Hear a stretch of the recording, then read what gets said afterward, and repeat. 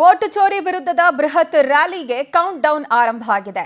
ನವದೆಹಲಿಯ ರಾಮ್ಲೀಲಾ ಮೈದಾನ ಇವತ್ತು ಬೃಹತ್ ರ್ಯಾಲಿಗೆ ಸಾಕ್ಷಿಯಾಗ್ತಾ ಇದ್ದು, ಈ ಮೈದಾನದಲ್ಲಿ ಕಾಂಗ್ರೆಸ್ ರಣಕಹಳೆಯನ್ನ ಮೊಳಗಿಸುವ ಮೂಲಕ ಪ್ರತಿಭಟನೆಯನ್ನ ಮಾಡಲಿದೆ.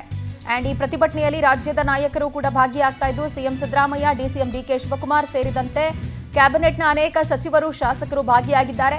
ಇನ್ನು ರ್ಯಾಲಿಯಲ್ಲಿ ಲಕ್ಷಾಂತರ ಕಾಂಗ್ರೆಸ್ ಕಾರ್ಯಕರ್ತರು ಕೂಡ ಭಾಗಿಯಾಗ್ತಾ ಇದ್ದಾರೆ. ಬಿಜೆಪಿಯ ವೋಟ್ ಚೋರಿ ವಿರುದ್ಧ ರಣಕಹಳೆಯನ್ನ ಮೊಳಗಿಸುವಂತಹ ಹಿನ್ನೆಲೆಯಲ್ಲಿ ಎಲ್ಲರೂ ದೆಹಲಿಯಲ್ಲಿದ್ದಾರೆ.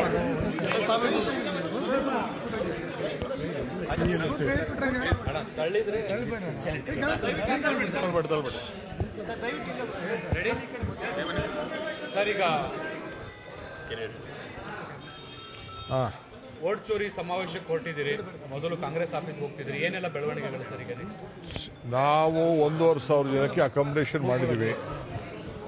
ಅವರವರೇ ಸುಮಾರು 2,000ಕ್ಕೂ ಹೆಚ್ಚು ಜನ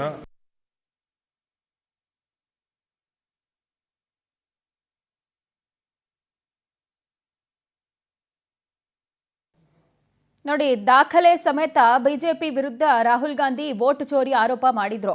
ಇವತ್ತು ಡೆಲ್ಲಿಯ ರಾಮ್ಲೀಲಾ ಮೈದಾನದಲ್ಲಿ ಎಐಸಿಸಿ ಅಧ್ಯಕ್ಷ ಮಲ್ಲಿಕಾರ್ಜುನ್ ಖರ್ಗೆ, ರಾಹುಲ್ ಗಾಂಧಿ ಇಲ್ಲಿ ಸೇರಿರುವಂತ ಎಲ್ಲ ನಾಯಕರುಗಳೇ ಸಾಕ್ಷಿ. ಇಲ್ಲಿ ಬಂದಿರುವಂತ ಪ್ರತಿಯೊಬ್ಬ ನಾಯಕರು, ಕಾರ್ಯಕರ್ತರು ಕೂಡ ಯಾವ ಕಾರಣಕ್ಕೂ ಈ ದೇಶದಲ್ಲಿ, ರಾಜ್ಯದಲ್ಲಿ ಕಾಂಗ್ರೆಸ್ನ ಉಳಿಸ್ಕೊಳ್ಬೇಕು, ಈ ಮತದಾನದ ಹಕ್ಕನ್ನು ಕಾಪಾಡಬೇಕು, ಕಾಂಗ್ರೆಸ್ ಈ ದೇಶಕ್ಕೆ ಕೊಟ್ಟಂತ ಕೊಡುಗೆನ ನಾವೆಲ್ಲ ಉಳಿಸ್ಕೊಳ್ಬೇಕು ಅಂತೇಳಿ ಎಲ್ಲ ಬಂದಿದ್ದಾರೆ. ಅವರು ಯಾರು ಇವತ್ತು ಇಲ್ಲಿಗೆ ಬಂದು ಆಗಮಿಸಿದ್ದಾರೆ, ಇಂಥ ಒಂದು ಬಿಜೆಪಿಯವರು, ಕೇಂದ್ರ ಸರ್ಕಾರ ಬೆಂಗಳೂರು, ಡೆಲ್ಲಿಗೆ ಬರೋ ವಾಹನಗಳನ್ನೆಲ್ಲ ತಡೆದಿದ್ದಾರಂತೆ. ಈಗ ಬೆಳಗ್ಗೆ ಬಂದಂಥ ಮಾಹಿತಿ ನನಗೆ, ಯಾರನ್ನೂ ಎಂಟ್ರಿ ಮಾಡೋಕ್ಕೆ ಬಿಡ್ತಾ ಇಲ್ಲ ವೆಹಿಕಲ್ಗಳು ಅಂಥೇಳಿ. ಸೊ ಯಾಕೆ ಈ ಥರ ಮಾಡ್ತಾ ಇದ್ದಾರೆ ಗೊತ್ತಿಲ್ಲ. ಎಷ್ಟು ಸಾವಿರ ಜನ ಸೇರ್ತಾರೆ, ಯಾಕೆ ಇಷ್ಟು ಗಾಬರಿ ಮಾಡ್ಕೊಳ್ತಾ ಇದ್ದಾರೆ ಬಿಜೆಪಿ ಕೇಂದ್ರ ಸರ್ಕಾರ ಅಂತ ಗೊತ್ತಿಲ್ಲ. ಅದು ನಮ್ಮ ಧ್ವನಿ ಯಾರೂ ಮುಚ್ಚಾಕ್ಲಿಕ್ಕೆ ಸಾಧ್ಯ ಇಲ್ಲ. ನಾವು ದೇಶದ ಪರವಾಗಿ, ಜನರ ಪರವಾಗಿ 140 ಕೋಟಿ ಜನಸಂಖ್ಯೆಯ ಮತದಾನದ ಹಕ್ಕನ್ನು ಅವ್ರಿಗೆ ಉಳಿಸ್ಬೇಕು ಅಂತ ನಾವು ಹೋರಾಟ ಮಾಡ್ತಾ ಇದ್ದೀವಿ ಹೊರತು ಇದರಲ್ಲೇನು ರಾಜಕಾರಣ ಏನಿಲ್ಲ. ಇಲ್ಲಿ ಸರ್, ಈಗ ಕಾಂಗ್ರೆಸ್ ಆಫೀಸ್ಗೆ ಹೋಗ್ತಾ ಇದ್ದೀರಿ, ಅಲ್ಲೇನು ಕಾಂಗ್ರೆಸ್ ಆಫೀಸಲ್ಲಿ ನಮಗೆ ಎಲ್ಲ ಕರೆದಿದ್ದಾರೆ. ಅಲ್ಲಿಂದ ನಾನು ಹೋಗೋದಿದೆ, ಬಸ್ಸಲ್ಲಿ ಹೋಗೋದಿದೆ, ಯಾಕೆಂದರೆ ಅಲ್ಲಿ ಟ್ರಾಫಿಕ್ ಸಮಸ್ಯೆ ಆಗ್ತದೆ ಅಂತೇಳಿ ನಮ್ಮ ಆಹ್ವಾನಿಸಿದ್ದಾರೆ. ಸೊ ಎಲ್ಲ ನಮ್ಮ ಕಾರ್ಯಕರ್ತರಿಗೆ ಸ್ಪೆಷಲಾಗಿ ನೋಡಿ ಎಲ್ಲ ಟಿ ಶರ್ಟ್ಗಳೆಲ್ಲ ಮಾಡಿಕೊಟ್ಟಿದ್ದೀವಿ ಅವ್ರಿಗೆಲ್ಲ, ಕರ್ನಾಟಕ ಅಂತ ಇದೆಲ್ಲ ಮಾಡಿಕೊಟ್ಟಿದ್ದೀವಿ ಎಲ್ಲರೂ ಕೂಡ. ಯಾಕೆಂದರೆ ಚಳಿ ಅನ್ನೋ ದೃಷ್ಟಿಯಿಂದ ನಾವು ಅವ್ರಿಗೆಲ್ಲ KPCC ವತಿಯಿಂದನೇ ನೋಡಿ ಕೊಟ್ಟಿದ್ದೀವಿ, ನಾವೆಲ್ಲ ಹಾಕೊಳ್ಳಿ ಅಂತೇಳಿ. ಸೊ ಅವ್ರಿಗೆ ಗುರ್ತಾದಂಗೆ ಆಗಬೇಕು, ಚಳಿನೂ ಅವರು ಕಾಪಾಡ್ಕೊಳ್ಬೇಕು, ಆ ರೀತಿ ಎಲ್ಲ ಮಾಡಿಕೊಟ್ಟಿದ್ದೀವಿ. ಪಾಪ ಅಷ್ಟು ದೂರದಿಂದ ಬಂದಿದ್ದಾರಲ್ಲ. ಅಮಿತ್ ಶಾ ಅವರು ಹೇಳಿದರೆ ಕಾಂಗ್ರೆಸ್ ಸೋಲಿನ ಹತಾಶೆಗೆ ಈ ರೀತಿಯಾದಂಥ ಸಮಾವೇಶ ಆಯಿತು, ಅವ್ರ ಖುಷಿಗೆ ಏನು ಬೇಕಾದ್ರೂ ಮಾತಾಡಲಿ.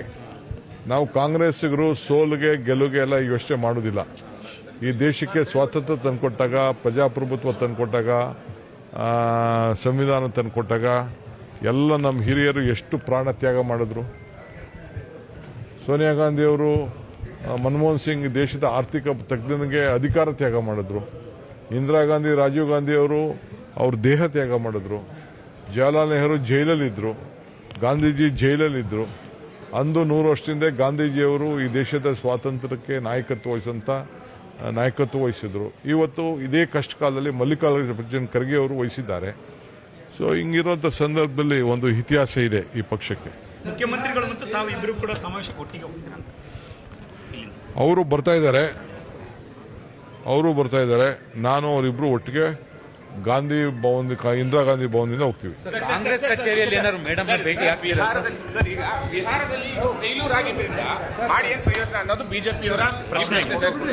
ನಾನು ಯಾವ ಬಿಜೆಪಿಗೂ ಉತ್ತರ ಕೊಡಕ್ ತಯಾರಿ ಇಲ್ಲ. ಈ ದೇಶದ ಜನತೆಗೆ ಮಾರ್ಗದರ್ಶನ ಕೊಡ್ತೀವಿ.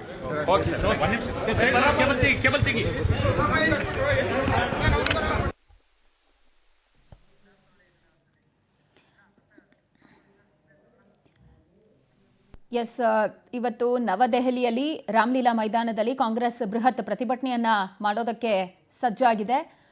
ವೋಟ್ ಚೋರಿ ವಿರುದ್ಧ ಈ ಸಮಾವೇಶಕ್ಕೆ ಹೋಗುವ ಮುನ್ನ ಕರ್ನಾಟಕದ ಉಪಮುಖ್ಯಮಂತ್ರಿ ಡಿಕೆ ಶಿವಕುಮಾರ್ ಮಾತನಾಡಿದ್ರು. ರಾಜ್ಯದಿಂದ ಅವರೇ ಸ್ವತಃ 1,500 ಜನ ಕಾರ್ಯಕರ್ತರಿಗೆ ದೆಹಲಿಯಲ್ಲಿ ವ್ಯವಸ್ಥೆಯನ್ನು ಮಾಡ್ಕೊಂಡಿದ್ದಾರೆ ಆ್ಯಂಡ್ ಸ್ವಯಂ ಪ್ರೇರಿತರಾಗಿ 2,000 ಜನ ಕಾರ್ಯಕರ್ತರು ದೆಹಲಿಗೆ ಪ್ರಯಾಣವನ್ನು ಬೆಳೆಸಿದ್ದಾರೆ ಅನ್ನುವಂಥ ಡೀಟೇಲ್ಸನ್ನು ಕೊಟ್ಟರು.